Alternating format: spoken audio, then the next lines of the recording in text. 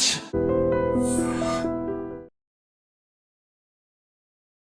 Ladies and gentlemen, welcome to iDream media. నేను Priyadarshan. So మనం ఇడ్లీ కొట్టు అనే సినిమా గురించి విన్నాం. సో ఇదైతే రిలీజ్ అయ్యింది.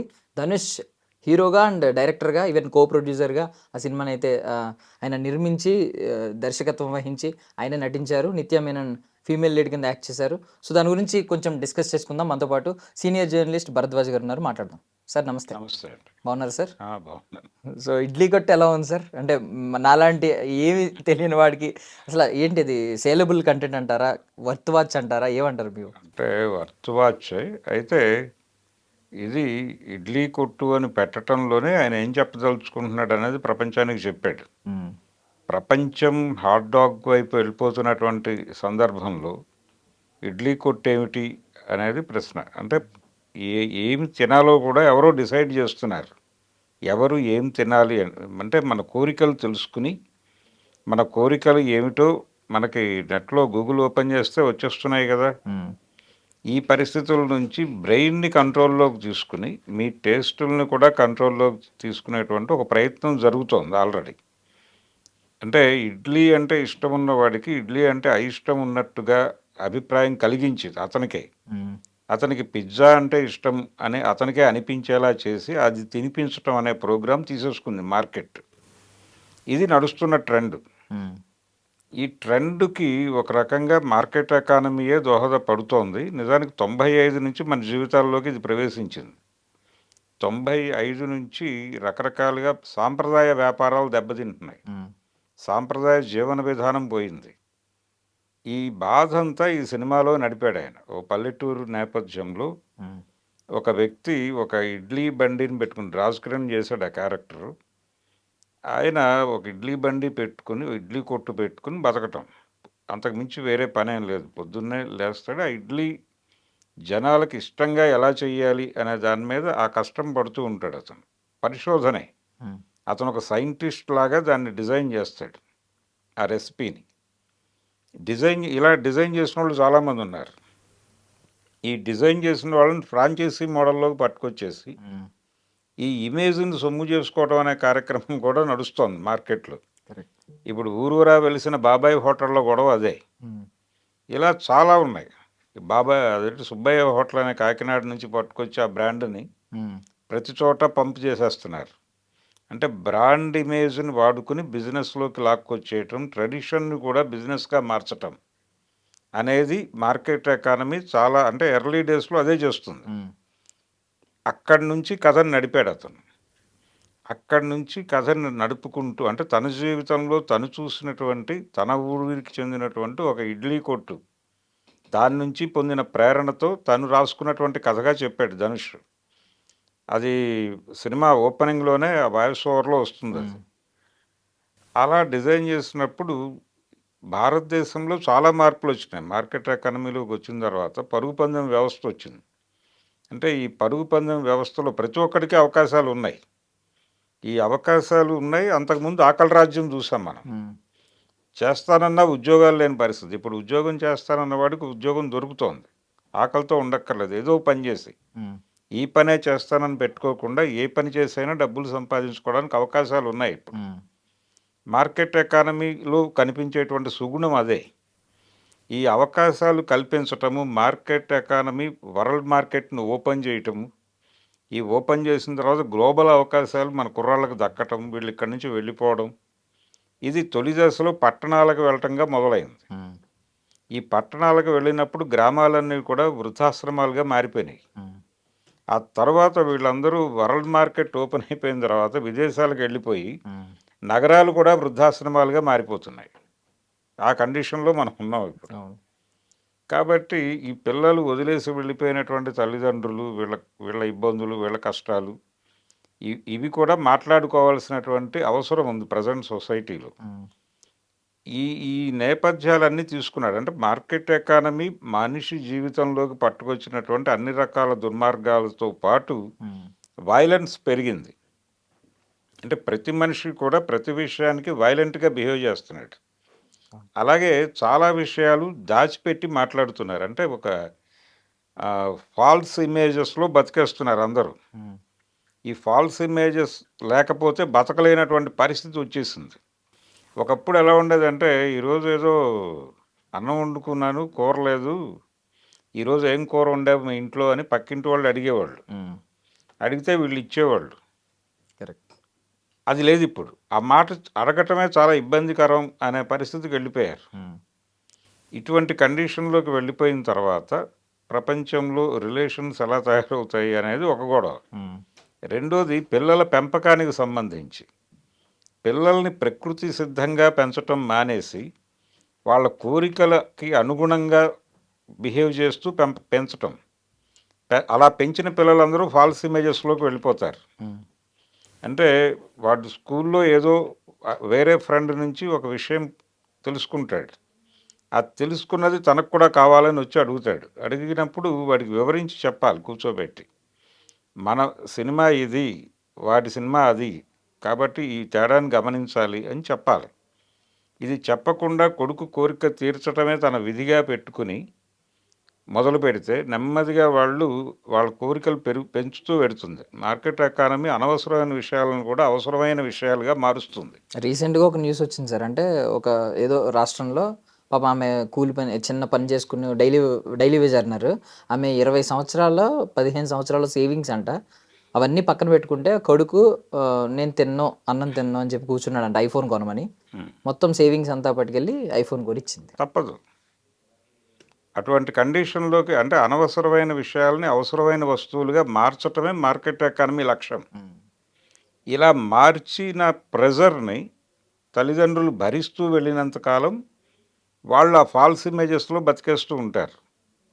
వాళ్ళు అలా బతుకుతున్నప్పుడు వాళ్ళు పెరుగుతున్న క్రమంలో వాళ్ళు చాలా భారంగా తయారవుతారు. తల్లిదండ్రులకి తయారై అన్కంట్రోలబుల్గా తయారవుతారు. వాళ్ళ కోసం చాలా క్రైమ్స్ వీళ్ళు చేయాల్సి వస్తుంది.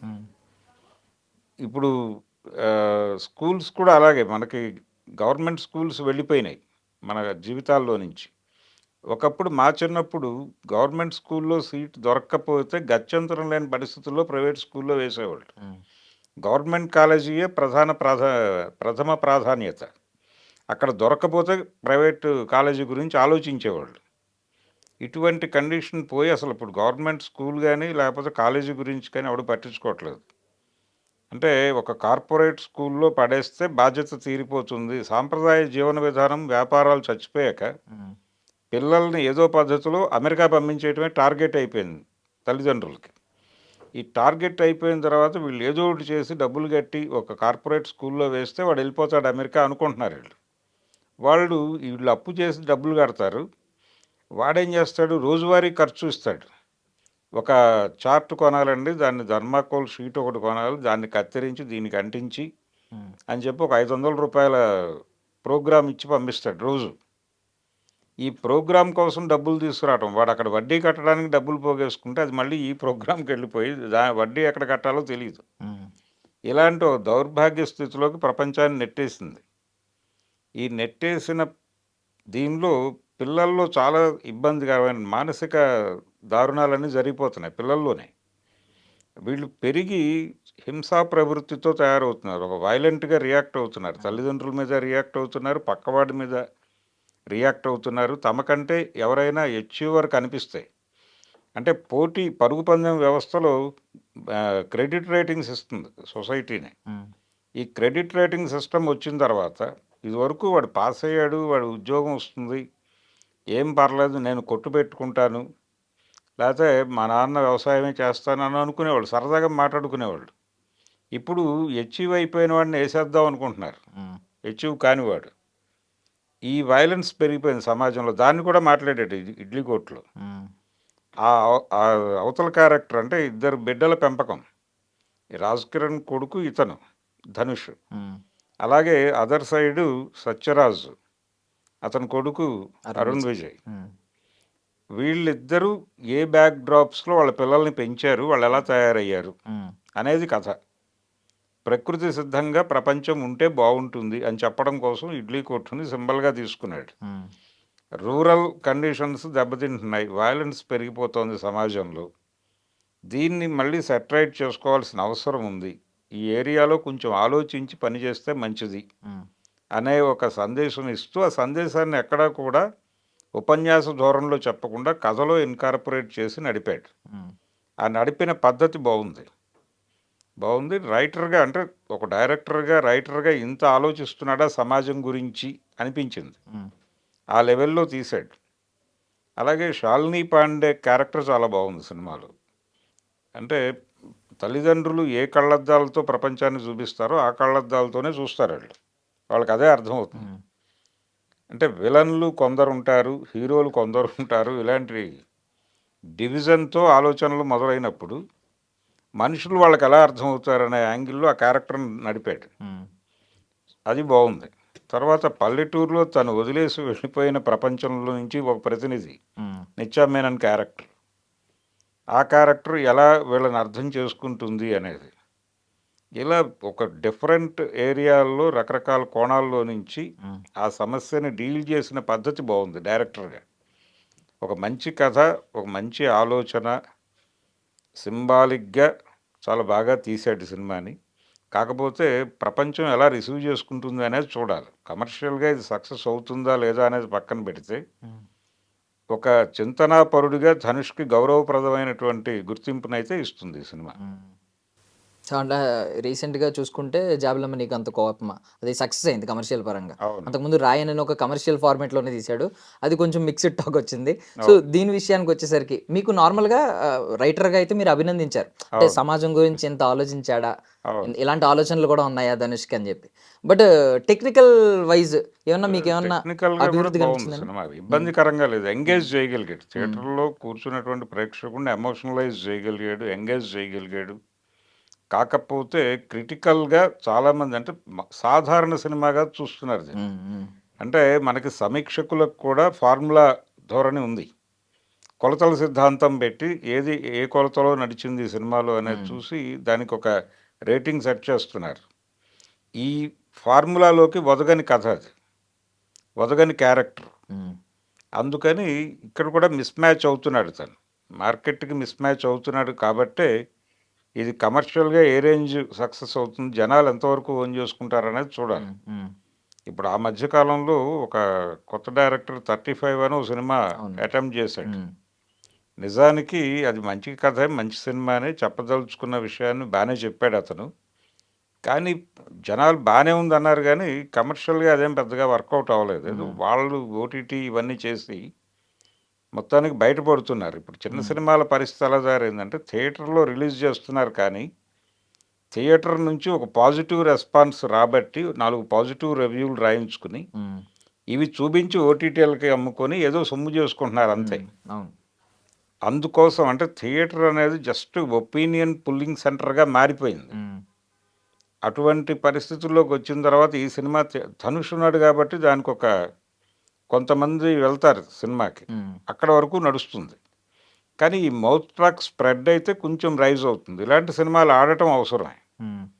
తను చాలా తగ్గి చేసినటువంటి సినిమా ఇది. ఇమేజ్ ఈ ధోరణిలోకి వెళ్లకుండా సినిమాలు చేస్తున్నారు వాళ్ళు. తమిళ్లోనూ నడుస్తోంది ఆ ధోరణి, అలాగే మలయాళంలో నడుస్తోంది. ఇది అంటే లోకల్ కథని గ్లోబల్ లెవెల్లో చెప్పగలగటం అనే టెక్నిక్ని పట్టుకుంటే ఇంత ఖర్చులు పెట్టక్కర్లేదు. అంటే వేరే ప్రపంచాన్ని చూపిస్తున్నాం ఆడియన్స్కి అనే మిషతో విపరీతంగా బడ్జెట్లు పెంచేసి 500 కోట్లు 1000 కోట్లు పెట్టి సినిమాలు తీస్తున్నామని చెప్పక్కర్లేదు. లోకల్ కథని గ్లోబల్ లెవెల్లో చెప్పగలగటం అనే టెక్నిక్ ఒకటి పట్టుకుంటే చాలు. అలాంటి కొన్ని విషయాలని నేర్పించినటువంటి సినిమాగా చూడొచ్చు ఇది ఇడ్లీ కొట్టు. అంటే బేసికలీ మీరు అన్నారు ఎందుకు 35 ఒకటి, ఈవెన్ ఇదే తమిళ ఇండస్ట్రీ నుంచి సత్యం సుందరం అని ఒక సినిమా వచ్చింది, అవును. టూరిస్ట్ ఫ్యామిలీ అని మలయాళం నుంచి వచ్చింది. అంటే రకరకాల జానరాస్ ఉన్నాయి. బట్ ఇలాంటి సినిమాలు తర్వాత అభినందిస్తున్నారు చాలా మంది, క్రిటికల్ ఎక్లైమ్ అంటున్నారు దాన్ని. తర్వాత అభినందించే బదులు థియేటర్లో ఉన్నప్పుడే అభినందిస్తే బాగుంటుందని మీరు ఏమన్నా సలహా ఇస్తారంటే? చెయ్యాలి అది. అంటే కొలతల సిద్ధాంతం పట్టుకొచ్చి మాట్లాడేస్తున్నారు. ఇది స్క్రీన్ ప్లే ఆర్డర్ మార్చుంటే బాగుండేది, ఫ్లాష్ బ్యాక్లో చెప్పుంటే బాగుండేది, ఇవన్నీ ఆలోచించలేదు అతను. అతను చెప్పదలుచుకున్న విషయాన్ని సూటిగా చెప్పాడు. అది చెప్పగలగటం అనేది గొప్ప విషయం. అక్కడ వరకు అప్రిషియేట్ చేసి సినిమా పర్వాలేదు చూడొచ్చు అంటే చాలా సినిమాలకు ఇలాగే జరుగుతుంది. బెటర్ సినిమాలు కూడా ప్రాపర్ రివ్యూస్ లేక కిల్ అయిపోయే సందర్భాలు కూడా ఉంటాయి. అలా బలైపోతుందేమో అనేటువంటి ఒక భయం కూడా ఉంది నాకు ఈ సినిమా మీద. కానీ తను ప్రాపర్గా ఆలోచించాడు, కొంచెం సమాజం గురించి అర్థం చేసుకున్నాడు, మార్కెట్ ఎకానమీ, పర్టికులర్గా విలేజెస్ గురించి, విలేజెస్ ఇలా ఎందుకు మారిపోతున్నాయి అనేది. రెండోది ఇంటర్నెట్ వచ్చేసిన తర్వాత ఇప్పుడు గ్రామము ఇంకోటి అనేటువంటి అడ్డుగోడలు లేవు. ఇప్పుడు ప్రపంచం అంతా ఒకేలా ఆలోచిస్తోంది, ఒకే పద్ధతిలో జీవిస్తోంది కూడా. అందుకని దాన్ని కూడా కొంత మ్యాచ్ చేసే ప్రయత్నం చేశాడు సముద్రకని క్యారెక్టర్ పట్టుకొచ్చి. ఇలా మైన్యూట్ డీటెయిల్స్ కూడా వర్కౌట్ చేశాడు. అందుకు అప్రిషియేట్ చేయొచ్చు అతన్ని. సో ఆల్రెడీ యాక్టర్గా ఆయన నేషనల్ అవార్డు అందుకున్న వ్యక్తి, ఆయన్ని మనం ఏమీ అనక్కర్లేదు. బట్ డైరెక్టర్గా మీరు ఏం చెప్తారంటే చాలా ఫ్యూచర్ ఉందని మీకు ఏమన్నా అనిపిస్తుందా? డెఫినెట్గా అతనిలో ఒక చింతనాపరుడు ఉన్నాడు. డెఫినెట్గా మంచి సినిమాలు తీస్తాడు అతను. ఆ హోప్ అయితే ఇవ్వగలిగాడు. Thank you sir, thank you so much for your valuable time. Thank you. That's all for now. This is Darshan signing off. And for more videos, Please subscribe to iDream. Please subscribe to iDream. Please subscribe iDreams. And please subscribe to iDream. For more videos, subscribe to iDream. please like, share, and subscribe to the channel. Congratulations, iDream. Subscribe to iDream. Subscribe to iDream.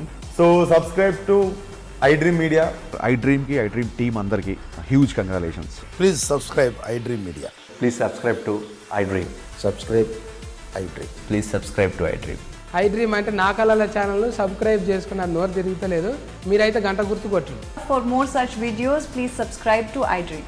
Subscribe to iDream. Please subscribe to iDream. Please subscribe iDream Media. Please do subscribe to iDream. Please subscribe to iDream Media. For best entertainment and information, please subscribe iDream. And don't forget to subscribe to iDream.